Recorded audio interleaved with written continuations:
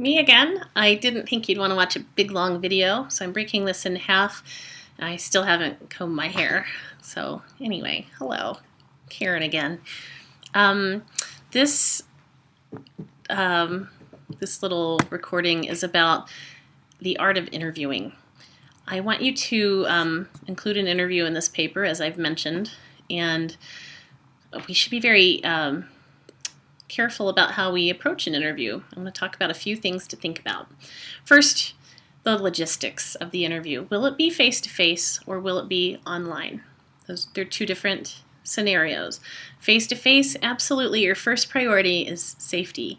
I don't want you going anywhere by yourself, meeting anybody in a dark alley. I want you to make sure that you, if you do schedule a face-to-face meeting, I'd like it to be in an office during daytime hours with lots of people around, and I think it's fine if you take a buddy if you'd like to be that secure. But probably if you just take normal precautions, that would be best. So safety first. No real danger with an email, except somebody could say no, which is a danger to your spirit, but it's not really a danger to your body. When you write somebody an email, first let's continue with a face-to-face meeting. If you go to talk to somebody, represent yourself well.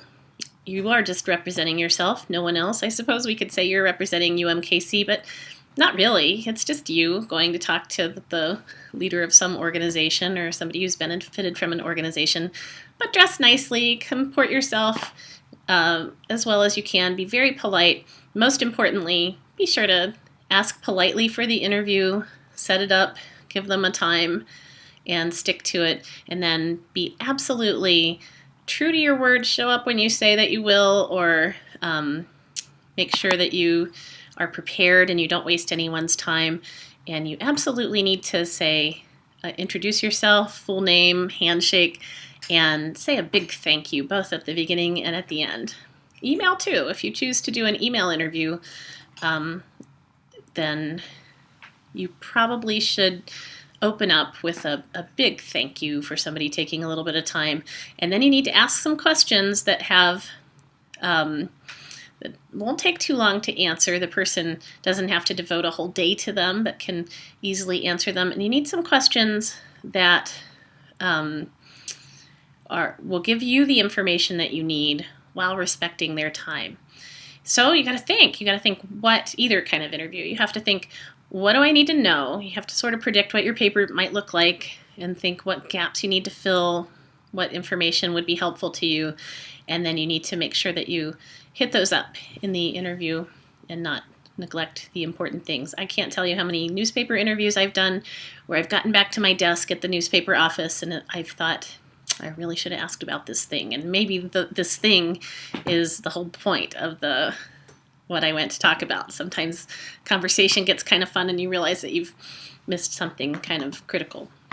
So I suggest face-to-face, you write down your questions, but you let a conversation happen organically. You don't feel like bound to your questions. You let natural conversations happen and you refer to your questions and make sure that they're answered. This is also true if you choose maybe to do a Skype interview.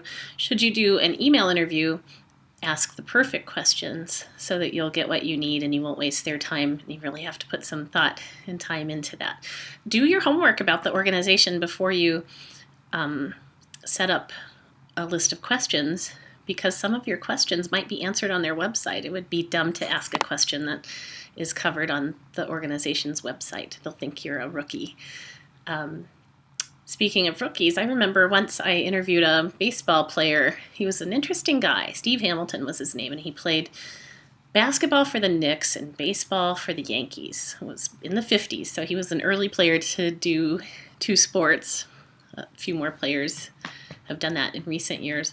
But he'd been interviewed a lot, and he was the athletic director of my university. So I went to him, I had all my questions written out, and I asked him the first question, and he proceeded to, in 2 minutes, answer every question on my page. And my mouth just hung open. What's happening here?